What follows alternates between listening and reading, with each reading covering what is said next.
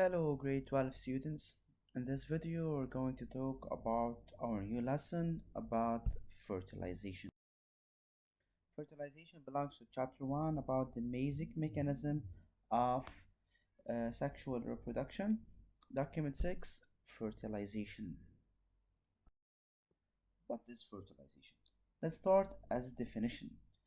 Definition of fertilization: it's the union of the two haploid gametes, the sperm cell from the male and oocyte 2 from the female, giving rise to the diploid cell, which is the zygote.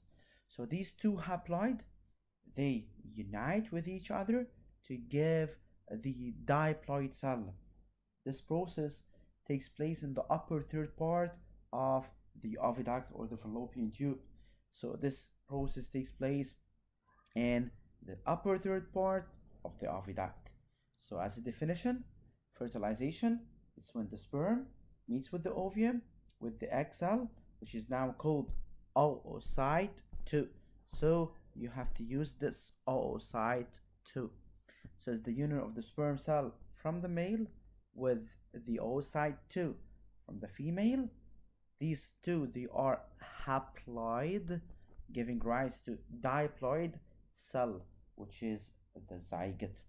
This process takes place in the upper third part of the oviduct, meaning that it takes place in the female's body, where the sperm cell will travel toward the oocyte to fertilize it.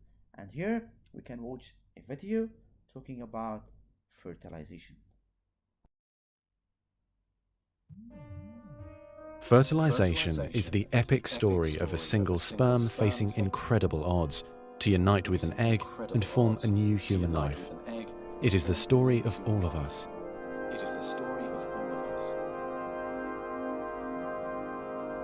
During sexual intercourse, about 300 million sperm enter the vagina.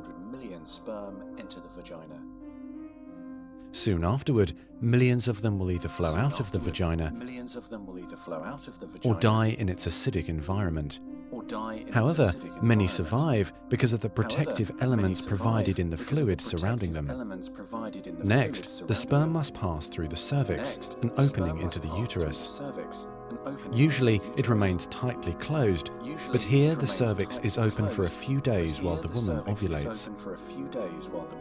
The sperm swim through the cervical mucus, which is thinned to a more watery consistency for easier passage. Once inside the cervix, the sperm continues swimming toward the uterus, though millions will die trying to make it through the mucus. Some sperm remain behind, caught in the folds of the cervix, but they may later continue the journey as a backup to the first group. Inside the uterus, muscular uterine contractions assist the sperm on their journey toward the egg. However, resident cells from the woman's immune system, mistaking the sperm for foreign invaders, destroy thousands more.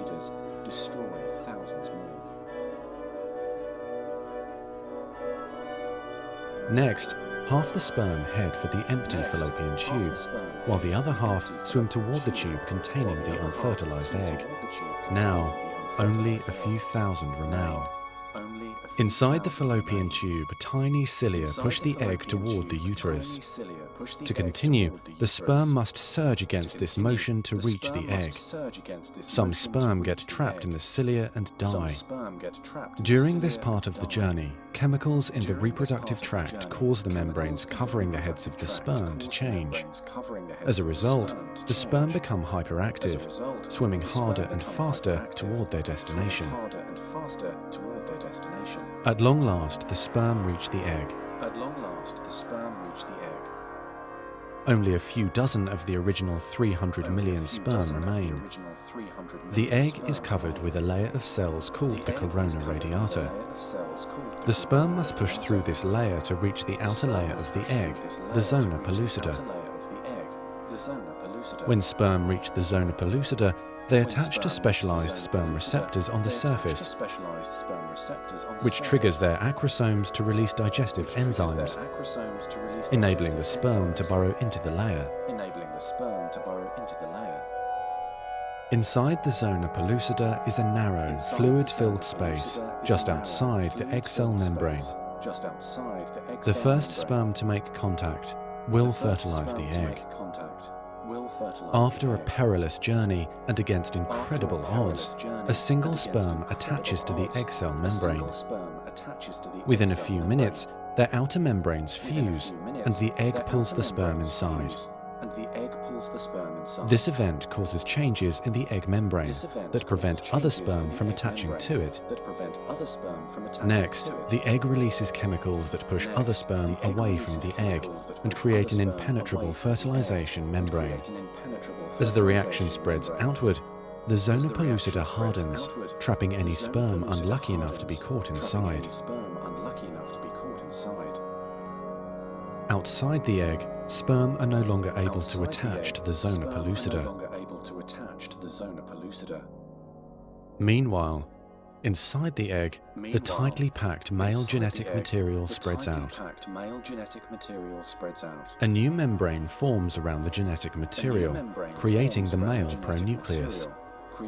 Inside, the genetic material reforms into 23 chromosomes.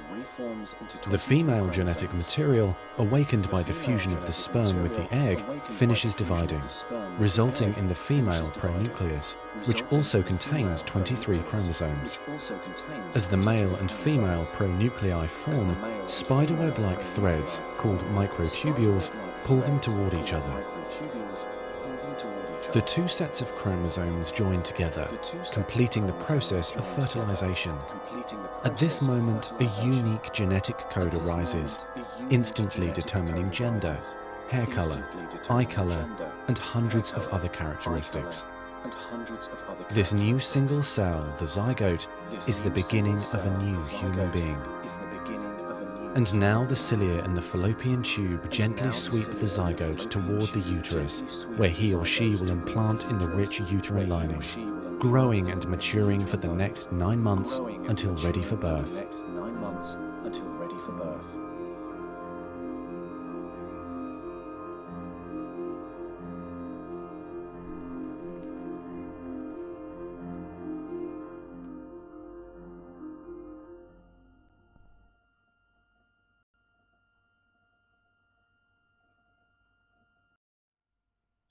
So here we start for successful fertilization.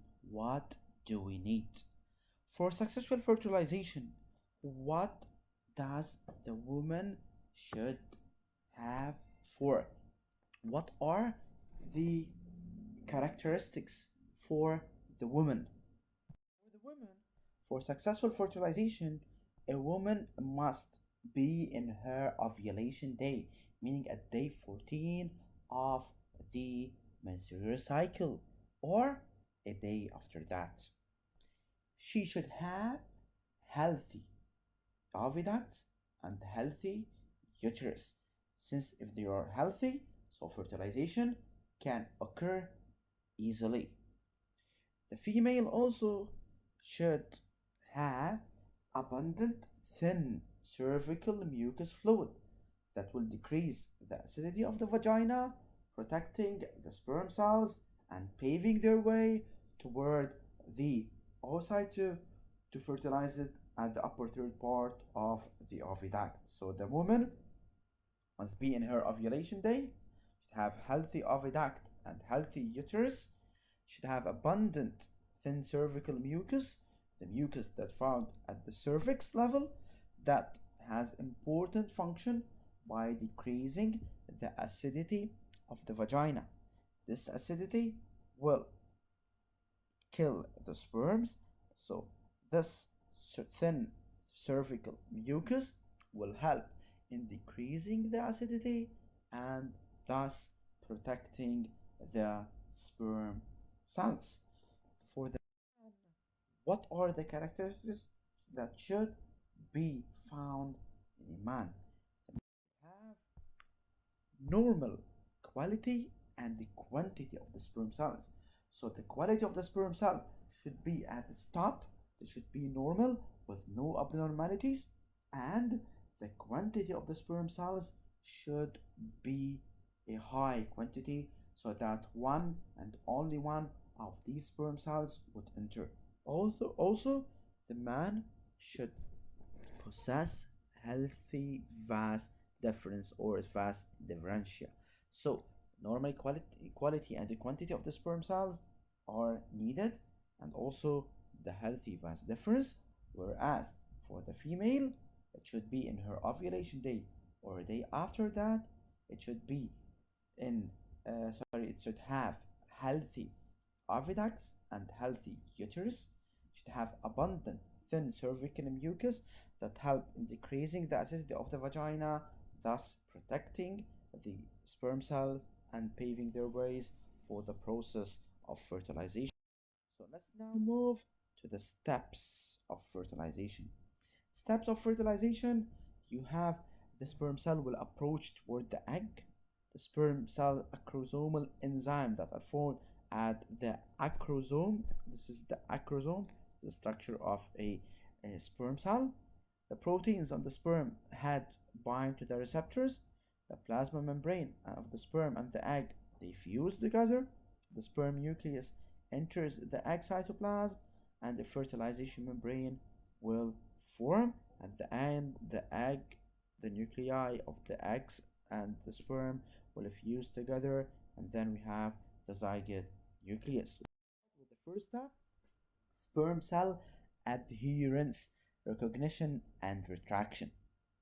So the motility of the sperm cell is activated once they approach toward the oocyte 2.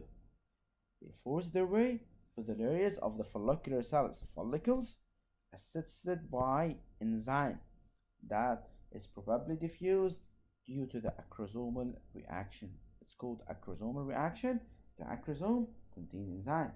They adhere to the zona pellucida. The zona pellucida is found at the egg cell or site 2. This is the zona pellucida.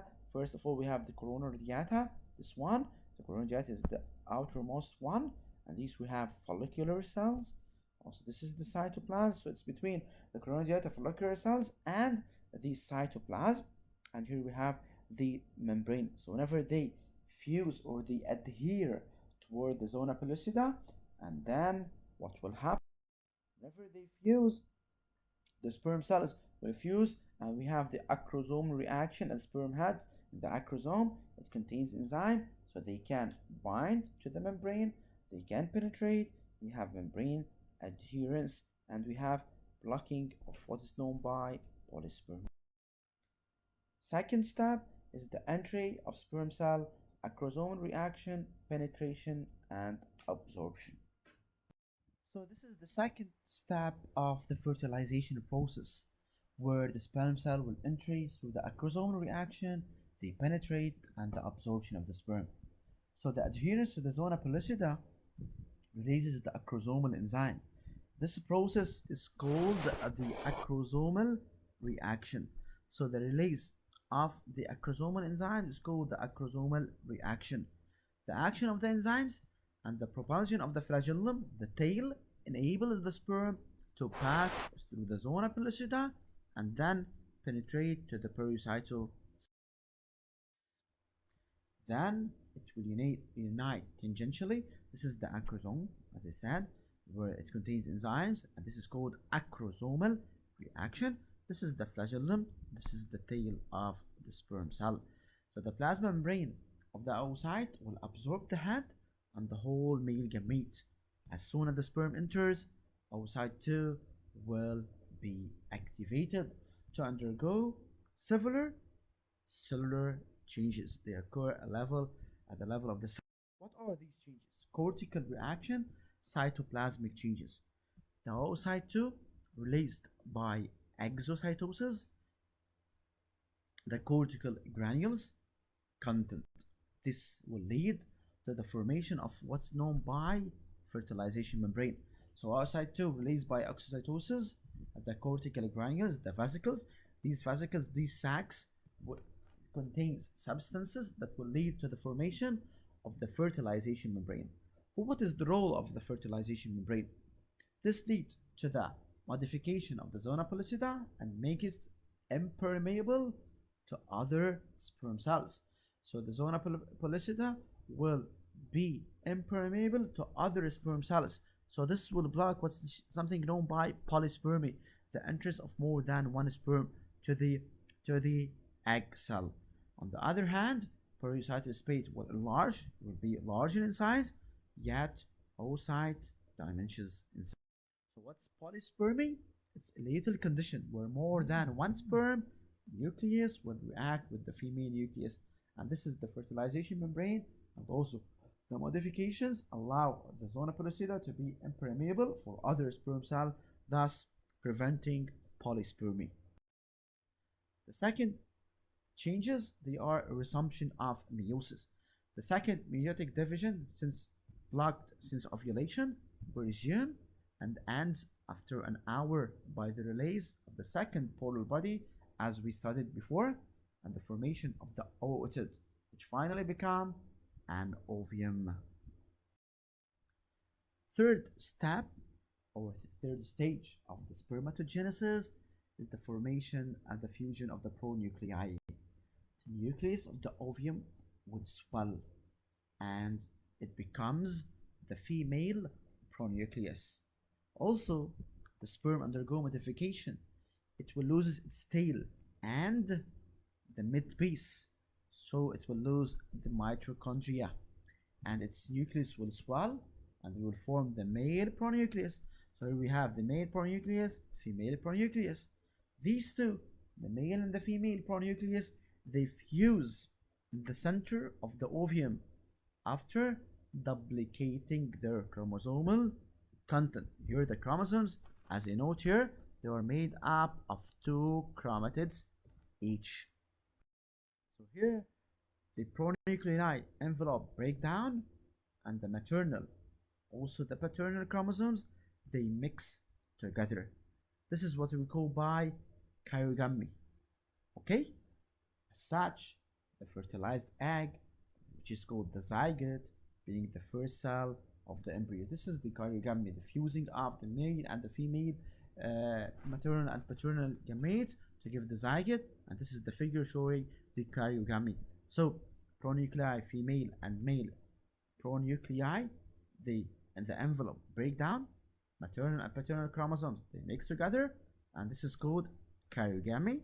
As such, fertilized egg, which is the zygote, this first cell of the embryo, is now born. This is the process of fertilization.